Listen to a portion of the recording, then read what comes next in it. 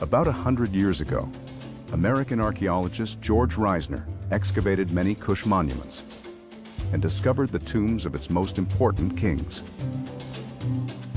Even as he was awed by the pyramids he excavated, he refused to believe they could have been built by the ancestors of the black Africans he saw all around him. His prejudices even seem to have clouded his eyesight.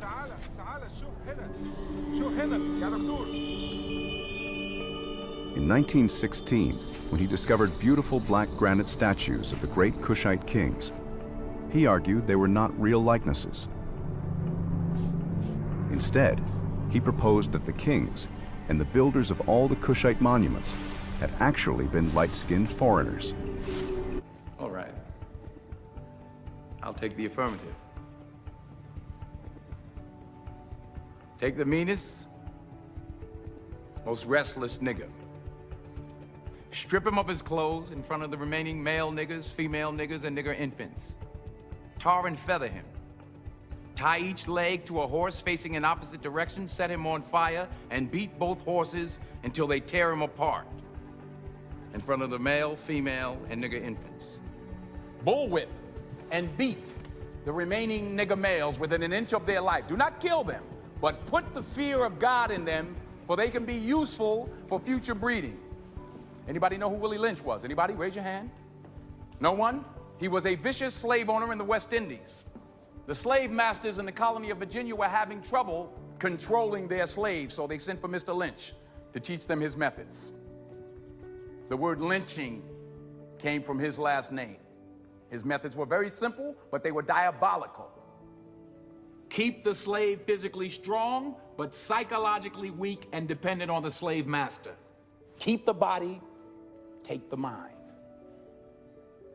I and every other professor on this campus are here to help you to find, take back, and keep your righteous mind. This era was the murder of Emmett Till in Mississippi.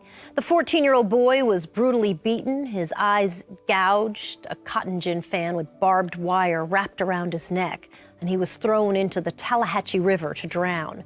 Till's mother's decision to have an open casket to show the world what happened to her son would launch a movement against lynching and propel activists in their push for civil rights. 60 years later, stunning new information involving the white woman at the center of the case.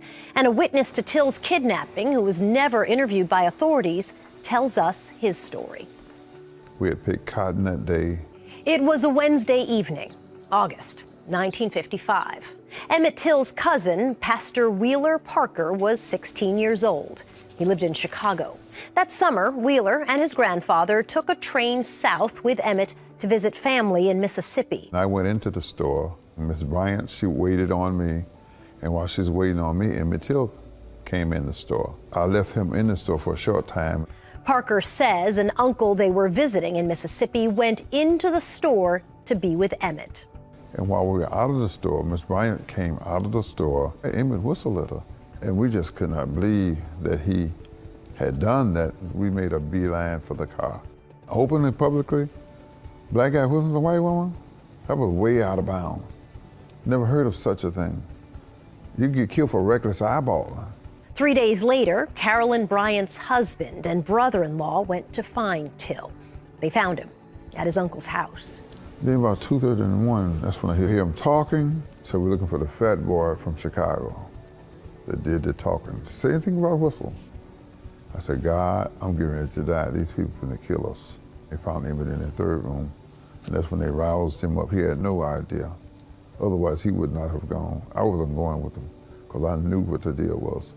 You could just feel death. It was pure terror, pure hell in that house. It was the last time his cousin would see him alive. Poor thing just had no idea. He had no idea what he was in for.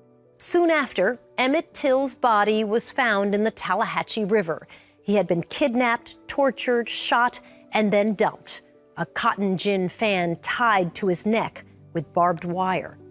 Carolyn Bryant's husband and his brother were arrested and tried and found not guilty. They told the story. They never interviewed us. There was no autopsy, no real investigation, no questioning of witnesses, including Wheeler's grandfather, about what happened that day. Mississippi State Senator David Jordan was a college student. He was there in the courtroom. It was the hardest case in America. At the trial of Roy Bryant and J.W. Milam, Till was painted as a predator. Mrs. Bryant said Till grabbed her and testified that he told her he had been with other white women before. Nobody was serious. This was just a plaything, a mockery of a trial. It was in this courtroom, after just an hour of deliberation, that the all-white jury let the accused walk free. Months later, the men admitted to killing Till. In Look magazine, they'd been paid for their interview. After Till's body was sent home to Chicago, Emmett's mother insisted on an open casket at the funeral. A horrific photo turned the murder of Emmett Till into international news. She wanted the world to see what had been done to her son. Those photographs would fuel the civil rights movement. He didn't die in vain because a lot of good came out. Rosa Parks, a few months later, when she was asked to give up her seat to a white man, she said she thought about Emmett Till. And she got the fire in her belly to stand up. Carolyn Bryant's story was engraved in history. Now, 6 decades later, historian Tim Tyson reveals what Carolyn Bryant told him. Tyson says Bryant lied about Till touching her or uttering obscenities. She says that part's not true.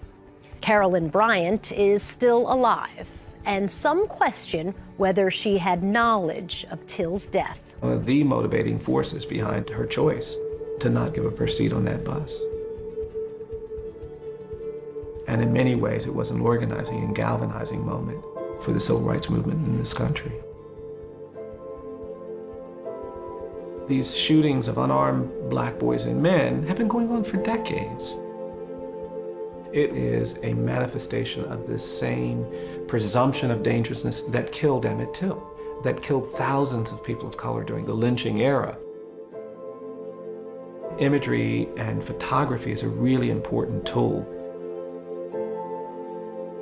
Without the imagery, there would be no one who's prepared to believe some of the violence that we've witnessed.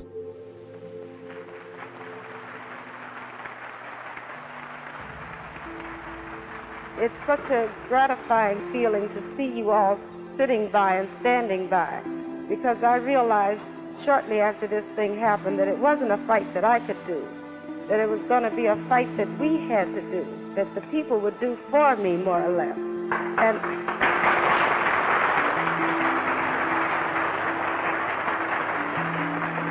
And she warned the officer that he would be reaching to his pocket to get his ID. The officer appears agitated. Told him to get his hand out.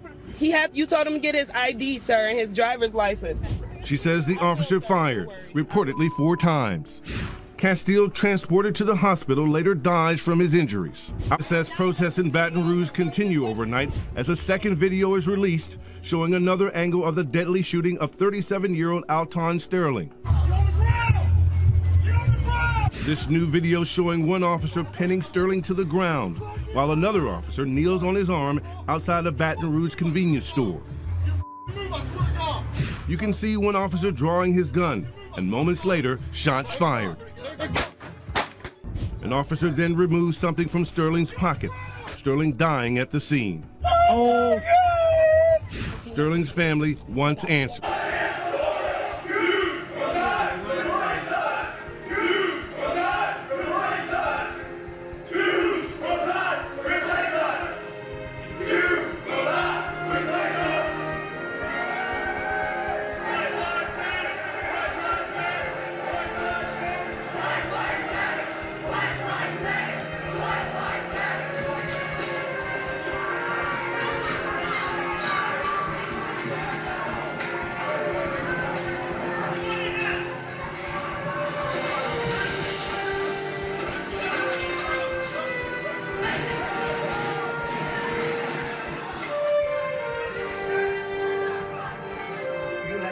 On one side that was bad, and you had a group on the other side that was also very violent. Nazis go home! Not all of those those people were neo-Nazis, believe me. Not all of those people were white supremacists. You also had people that were very fine people.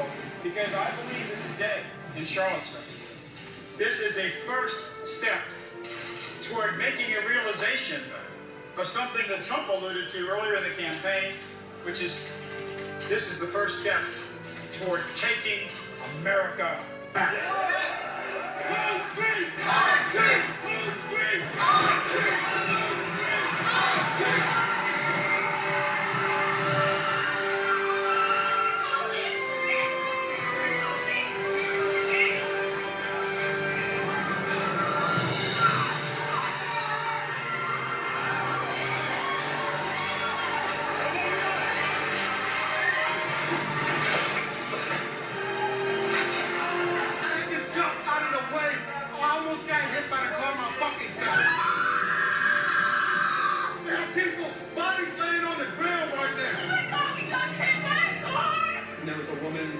Laying there, hardly breathing, and we ended up rolling her over, and she died. This is my town. We did not want the motherfuckers hit. A face. That image still has resonance. It still has power. And I think it still expresses the pain and anguish of a huge part of our population that is still hoping for basic recognition of their humanity.